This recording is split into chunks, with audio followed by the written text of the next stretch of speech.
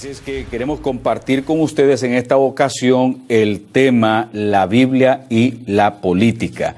Hemos estado analizando la Biblia con relación a la familia, y sociedad, hemos estado analizando el tema de los grupos sociales y en esta ocasión estaremos viendo sobre la Biblia y la política. Cómo se van formando los grupos de poder, cómo van apareciendo lo que llamamos nosotros o cómo va apareciendo la teocracia, cómo se da después la monarquía y cómo se van estableciendo los diferentes tipos de gobierno, en lo cual también aparece lo que llamamos la ideología de esos gobiernos. Es importante para cada uno de nosotros, cuando vamos a analizar la palabra del Señor, no dejarnos arrastrar por los diferentes tipos de pensamientos e ideologías. Por ejemplo, hay personas que viven en uno de estos regímenes de izquierda, entonces cuando ven la Biblia, lo analizan desde esa posición, desde esa postura, porque no quieren entrar en conflictos o en problemas con el sistema de gobierno que ellos tienen. Y por otro lado, si está en uno de estos gobiernos de derecha, entonces, ¿qué es lo que hace? Analizar la Biblia de esa perspectiva y no quiere decir algo que vaya a ofender o a dañar o a confrontar a esos sistemas. Pero la persona que es fiel a la palabra de Dios, el hombre y la mujer de Dios, que analizan las Escrituras, lo primero, lo fundamental es ser fiel al Señor. Eso es indiscutible. No ser fiel a la ideología de turno, porque en el gobierno está una cuñada, una hermana, una prima, una sobrina, uno de los parientes. No. El llamado de nosotros es, en primer lugar, a ser fieles a Jesucristo y a su mensaje. De lo contrario, estaríamos cayendo en la trampa de los gobiernos de turno, y eso es lo que nosotros no queremos. Pues bien, volvamos ya a lo que es el tema de la clase y empezaremos a ver un poquito sobre lo que es el tema de la Biblia y la política, los grupos de poder y los tipos de gobierno que encontramos en la Biblia. Ya desde sus inicios podemos ver nosotros una situación sumamente interesante. Hay palabras que usted no la va a encontrar, como lo he dicho antes, en la Biblia, como la palabra teocracia o como la palabra caudillo. En este caso, el caudillo, el libertador que aparece en escena es Moisés. Moisés es el hombre llamado por Dios para negociar la salida del pueblo de Israel que permanece en esclavitud. Esta es una situación social y es una situación de trabajo también, una situación laboral y de sufrimiento que el pueblo de Israel tiene y necesitan ser liberados, para lo cual Dios en su soberana elección llama a Moisés para ser su profeta, para ser su boca, para que vaya y negocie la salida de este pueblo. Lógicamente, como ser humano, él también tiene sus problemas. Él dice que es tardo para hablar, pero sin embargo Dios lo utiliza como el instrumento para que este pueblo salga. Así es que la labor en este caso de Moisés que nosotros vemos es el diplomático, es el embajador, el enviado por Dios para negociar esta salida. Y le dice, déjalo ir, porque así es como el Señor lo está diciendo. Aunque la palabra negociar también podríamos emplearla o podríamos sustituirla. Le está dando la orden de que esta gente, el Señor dice que salgan. Este es el caudillo y posteriormente a él se encamina de esta manera Josué, que ya trae toda una experiencia militar y a la vez se constituye o es constituido por Dios como su caudillo. Luego viene lo que nosotros llamamos el período de los jueces, en lo que es establecido como la teocracia. Continúa la teocracia. Dios levanta hombres, levanta mujeres que están sirviendo de jueces para impartir la justicia y para guiar a este pueblo como caudillos.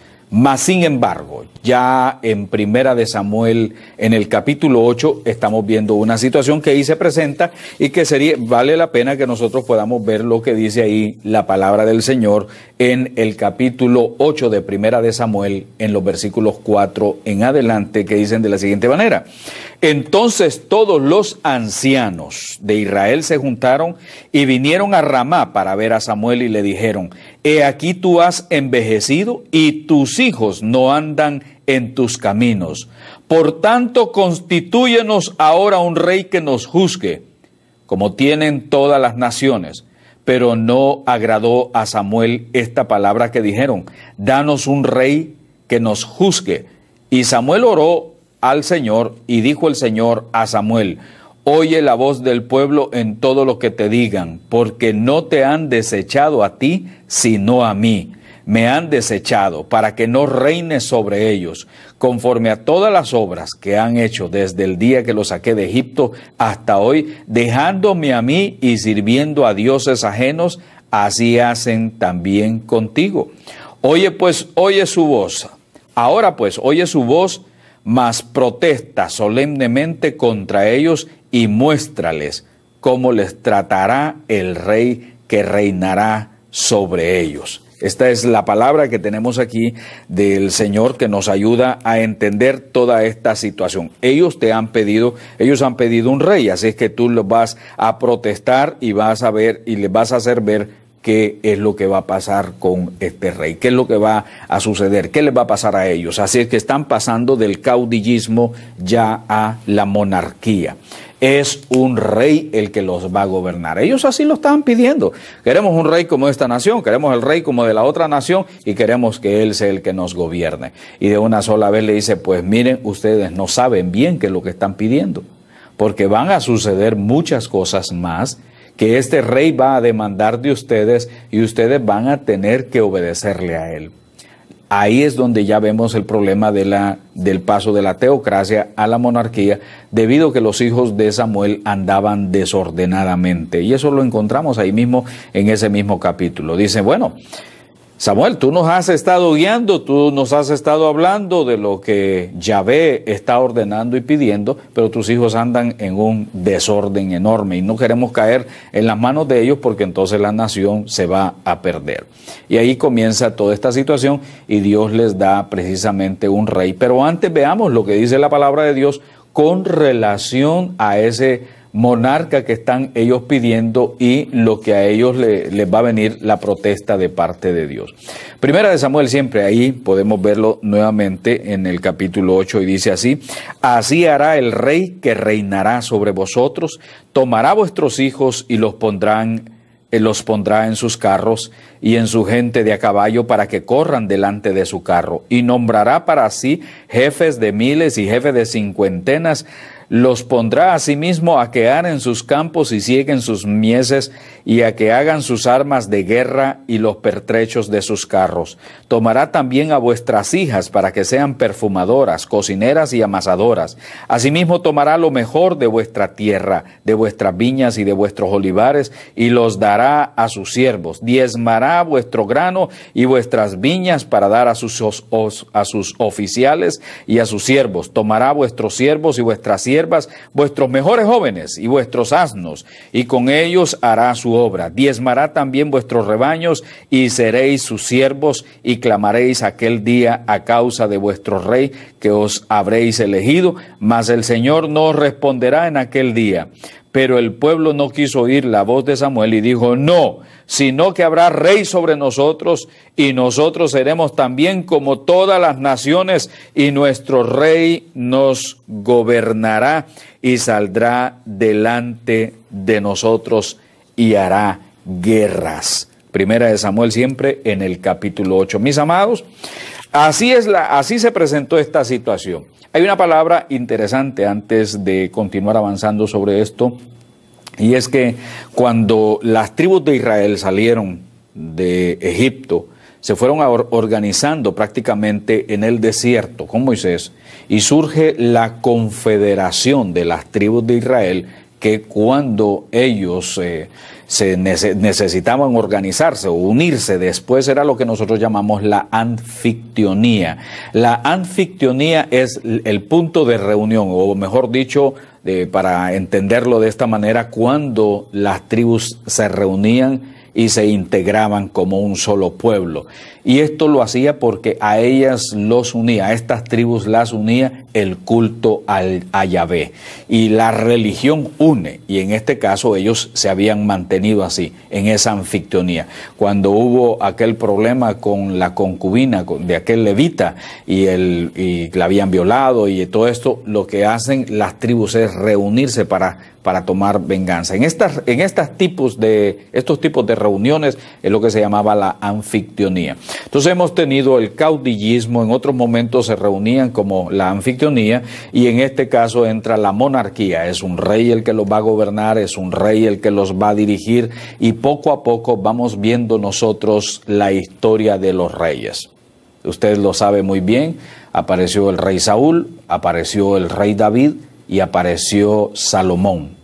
Con Salomón, posteriormente a él, se dividen ya los reinos en reino del sur, el reino del norte, y cuando usted escudriña las escrituras, es una gran cantidad de reyes que andaban conforme a los pasos de ellos mismos, pero no conforme al consejo de Yahvé. Y eso es lo que encontramos en las escrituras. Entonces, cuando uno se aproxima a la Biblia, también encontramos en ella lo que se llama la ideología. La ideología es el conjunto de ideas de las personas que están en el poder y son las que dirigen, para verlo de esta manera.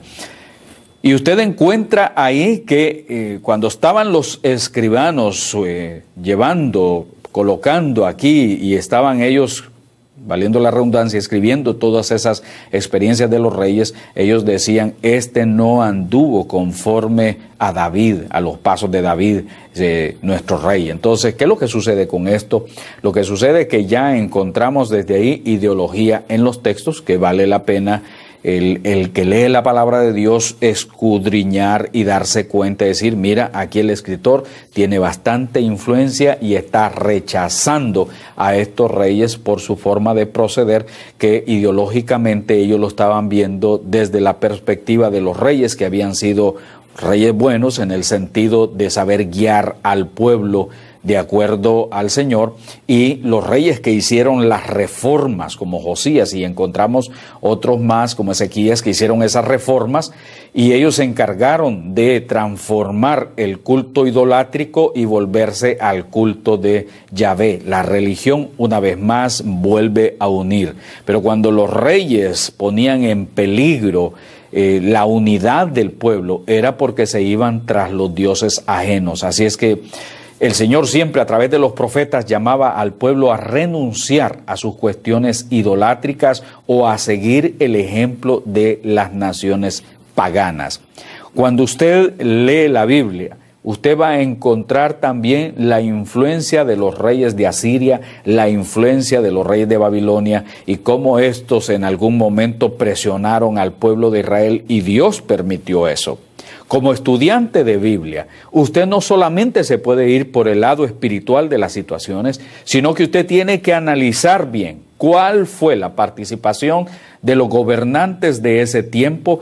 Por ejemplo, el caso del rey Acab, que encontramos en las Escrituras, y donde él aparece ser el rey, el gobernante, pero tiene una persona que es de gran influencia sobre él, y esta es Jezabel.